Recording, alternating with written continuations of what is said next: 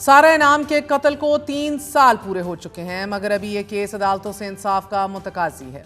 आज भी Islamabad high court में इस केस में अपीलों पर समाअत थी, मगर अदालत ने 11 अक्टूबर की तारीख देकर केस को मजीद आगे बढ़ा दिया है।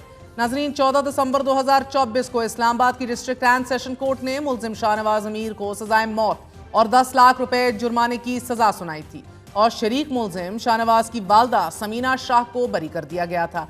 20 दिसंबर 2023 को मुलजिम शाहनवाज अमीर ने सजा के खिलाफ इस्लामाबाद हाई कोर्ट में अपील दायर की और मकतूला सारा इनाम के वालिद इनाम और रहीम ने मुलजिम की वालदा की बरियत के खिलाफ अपील दायर कर दी।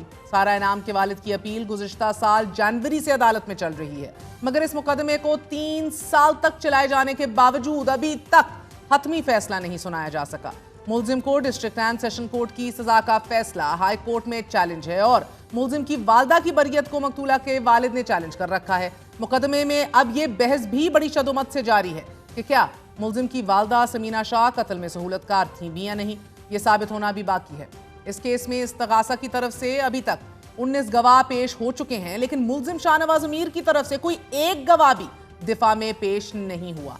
ट्रायल में मुलजिम के खिलाफ तमाम शवाहिद सामने आ चुके हैं। सेशन कोर्ट सजा भी सुना चुकी है, लेकिन इसके बावजूद इस केस में ताखीरी हरबे इस्तेमाल हो रहे हैं। अदालत के सजा के फैसले पर अमल दरामद नहीं होने दिया जा रहा और अगर हाई कोर्ट भी सेशन कोर्ट के फैसले को बरकरार रखती है तो फिर भी मुलजिम शाहनवाज के पास सुप्रीम कोर्ट का दरवाजा खटखटाने का हक है।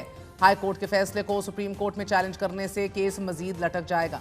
मुकदमात में तखीरी हरबे बुनियादी तौर पर सजा पर अमल दरामद रोकने का एक टेक्निकल हरबा है और यही कुछ सारा इनाम कत्ल केस में भी हो रहा है। सारा इनाम कत्ल केस की तरह ही नूर मुकद्दम का कत्ल केस भी रियासत के लिए एक कड़ा चैलेंज बन चुका है। 24 फरवरी 2024 को डिस्ट्रिक्ट एंड सेशन कोर्ट ने मुलजिम जाहिर जाफर को सजाए मौत सुनाई। 12 मुलजिमान में से 3 को सजा सुनाई गई, जबकि बाकी मुलजिमान को बरी कर दिया गया। जाहिर जाफर ने सजा को इस्लामाबाद हाई कोर्ट में चैलेंज किया। चीफ जस्टिस आमिर फारूक ने सेशन कोर्ट का फैसला बरकरार रखते हुए मुलजिम की अपील मुस्तरद कर दी। मुलजिम ने इस फैसले को भी सुप्रीम कोर्ट में चैलेंज किया और सजा के खिलाफ अपील दायर कर दी। सुप्रीम कोर्ट के 3 रुकनी बेंच ने 20 मई 2025 को मरकजी मुलजिम और शरीक मुलजिम की अपीलों पर फैसला सुनाते हुए मुजरिम जाहिर जाफर की सजाए मौत बरकरार रखी, जबकि रेप केस में सजाए मौत को उम्र कैद में तब्दील कर दिया गया और अगवा के मुकदमे में 10 साल कैद को कम करके 1 साल कर दिया गया। सुप्रीम कोर्ट के फैसले के बाद मई में ही मुजरिम जाहिर जाफर ने सदर पाकिस्तान से रहम की अपील कर दी। इस अपील पर अभी फैसला होना बाकी है नाजरीन, लेकिन आईन और कानूनी लिहाज से सदर मुमलिकत आसिफ अली जरदारी जाहिर जाफर की सजा माफ कर नहीं सकते। सुप्रीम कोर्ट का 7 रुकनी बेंच 2010 में यह असूल तय कर चुका है कि किसी मुजरिम की सजा के खिलाफ रहम की अपील पर सदर मुमलिकत बराह रास्त कोई फैसला नहीं कर सकते। आइन के आर्टिकल 45 और 48 की तशरीह करते हुए सुप्रीम कोर्ट ने यह कह रखा है कि सदर मुमलिकत काबीना की ही सिफारिश पर अमल करने के पाबंद हैं और कत्ल प्राइवेट मुकदमात के जिनमें दैयत का कानून लागू होता है, इन मुकदमात में भी सदर मुमलिकत के पास किसी मुजरिम की सजा माफी का कोई इख्तियार नहीं है। इसलिए सदर पाकिस्तान भी शायद जाहिर जाफर की सजा माफ नहीं कर सकते। रहम की अपील करने से पहले मुलजिम का तफसीली तिब्बी मुआयना मेडिकल चेकअप होता है। जाहिर जाफर का तफसीली तिब्बी मुआयना भी हो गया, रहम की अपील भी कर दी और जब एज वी स्पीक जब तक अब इस रहम की अपील पर आसिफ अली जरदारी साहब फैसला नहीं करते, उस वक्त तक मुजरिम जाहिर जाफर की सजा पर अमल दरामद नहीं हो सकता।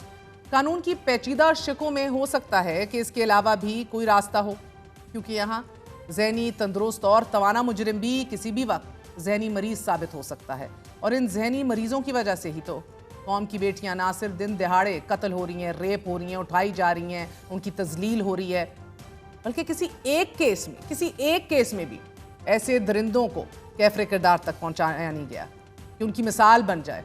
रियासत इन मुजरिमों को सालों गुजर जाने के बावजूद मंतकी अंजाम तक नहीं पहुंचा पाती। ये दोनों केस इस वक्त रियासती रेट और कानून की बालादस्ती के लिए संगीन चैलेंज बन चुके हैं। सवाल यह है कि क्या रियासत अपनी बेटियों के कातलों को अंजाम तक पहुंचाने में कामयाब हो पाएगी?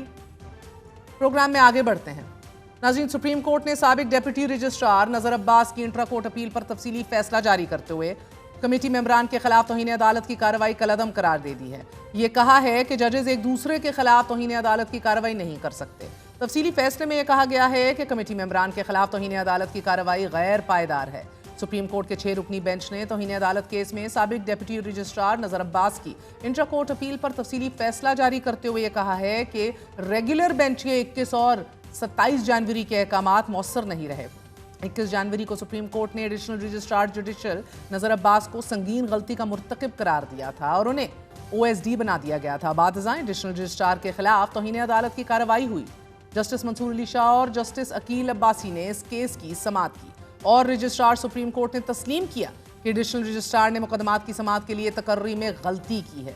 सुप्रीम कोर्ट के 3 जजों justice Mansoor Ali Shah, justice Ayesha Malik, justice Aqeel Abbasi ने बेंचों की तश्कील के तनाज़े पर चीफ जस्टिस याया अफरीदी और आईनी बेंच के सरबराह जस्टिस अमीनुद्दीन खान को खत लिखे और इस खत में हैरानी का इजहार करते हुए ये कहा कि जुडिशल ऑर्डर के बावजूद मुकदमात को मुतलका बेंच के सामने मुकर्रर नहीं किया गया।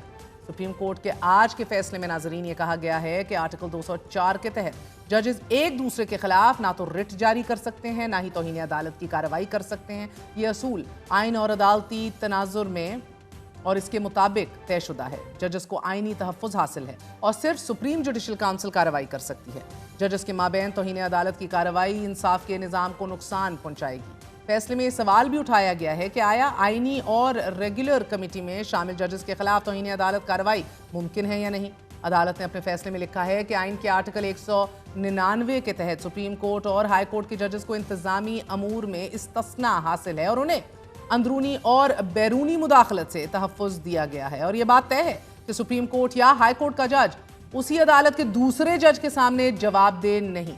सवाल ये पैदा होता है कि जस्टिस जहांगीरी, जिनको जुडिशल वर्क से इस्लामाबाद हाई कोर्ट ने रोक दिया है, एक अपने ही कॉलीग को काम करने से रोक दिया है, क्या ये फैसला उस केस में अप्लाई करेगा? Does anything change at all? लेकिन आज इजाज़त दीजिए, we will dwell upon this tomorrow. Good night, अल्लाह हाफिज़।